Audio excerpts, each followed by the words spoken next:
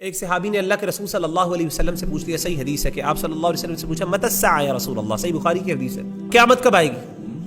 آپ صلی اللہ علیہ وسلم نے جواب دینے کے بجائے، آپ بھی پریڈکٹ کر سکتے تھے، اندازہ لگا سکتے تھے، جس طرح بعض اوقات ہم سے پوچھا جائے، ہم کہتے ہیں یار ابھی ٹائم ہے، دیکھو یہ بھی ایونٹس ہونے والے ہیں، لمبی کہانیاں سنا سکتے تھے، لیکن آپ صلی اللہ علیہ وسلم نے بجائے اس طرح کی باتوں کے آپ صلی اللہ علیہ وسلم نے پوچھا وما اعددت لها، یہ مجھے بتاؤ کہ تم نے اس کے لیے تیاری کیا کی ہے۔ پریکٹیکل جو چیز ہے نا، جس کا تعلق آپ کی زندگی، اس چیز کا کوئی تعلق نہیں ہے قیامت کب آئے گی، کیا ہوگا، کیا، اس کو چھوڑو، تم یہ بتاؤ اس کے لیے تم نے تیاری کی ہے کہ نہیں۔ جب تک اللہ آپ کو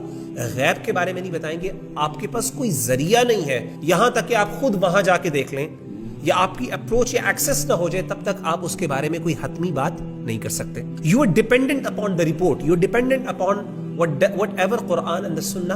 دے ٹیل یو۔ قرآن مجید نے یہی اپروچ مسلمانوں کو سکھائی ہے، اللہ کے رسول صلی اللہ علیہ وسلم کی اللہ تعالیٰ نے تربیت بھی ایسی کی، اور اللہ کی بھی اپروچ یہی ہے، اللہ کے رسول صلی اللہ علیہ وسلم کی بھی اپروچ ہے۔ قرآن مجید کی مثال لے لیجئے، مثال کے طور پہ کچھ لوگوں نے آ کے اللہ کے رسول صلی اللہ علیہ وسلم سے سوال کیا، وَيَسْأَلُونَكَ عَنِ الرُّوحِ، اللہ تعالیٰ فرماتے ہیں کہ نبی صلی اللہ علیہ وسلم یہ آپ سے سوال کرتے ہیں روح کے بارے میں، روح کیا چیز ہے، حقیقت اس کے بارے میں بتائیں۔ تو اللہ کے رسول صلی اللہ علیہ وسلم کو اللہ تعالیٰ فرماتے ہیں کہ ان کو جواب دیجئے قُلِ الرُّوحُ مِنْ أَمْرِ رَبِّي وَمَا أُوتِيتُم مِّنَ الْعِلْمِ إِلَّا قَلِيلًا، کہ روح جو ہے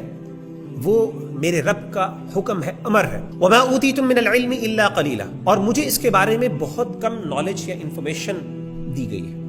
اس سے زیادہ مجھے نہیں پتا۔ مجھے یہ پتا ہے کہ روح کوئی چیز ہے اور اللہ کو اس کے بارے میں صحیح علم ہے، میرے پاس اس کا نالج نہیں ہے۔ اب اس پہ ڈسکشن کرنا یا اس پر بحث کرنا، اب دیکھیں اللہ کے رسول صلی اللہ علیہ وسلم سے بڑھ کر کوئی ذہین اور فطین کوئی شخص نہیں تھا،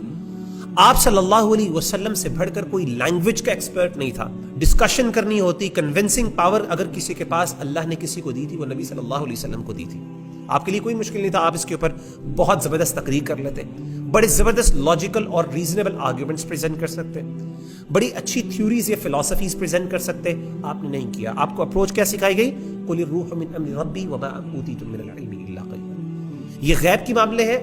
یہ غیب کی باتیں ہیں، اس کے بارے میں قرآن اور سنت میں جتنا قرآن نے، اللہ نے جو وحی کے ذریعے مجھے بتا دیا ہے، بس وہی مجھے پتا ہے، اس کے علاوہ مجھے کچھ نہیں پتا۔ اور اسی چیز کو آپ صلی اللہ علیہ وسلم نے پسند بھی کیا، اور اس کے مخالف اپروچز کو آپ صلی اللہ علیہ وسلم نے سخت ناپسند کیا، اور آپ نے صحابہ کو کئی دفعہ اس پر ریپریمنڈ بھی کیا تربیت کے لیے، تاکہ ان کی بھی تربیت ایسی ہو جائے۔ اس سے فائدہ کوئی نہیں ہے، لا یعنی بحثیں،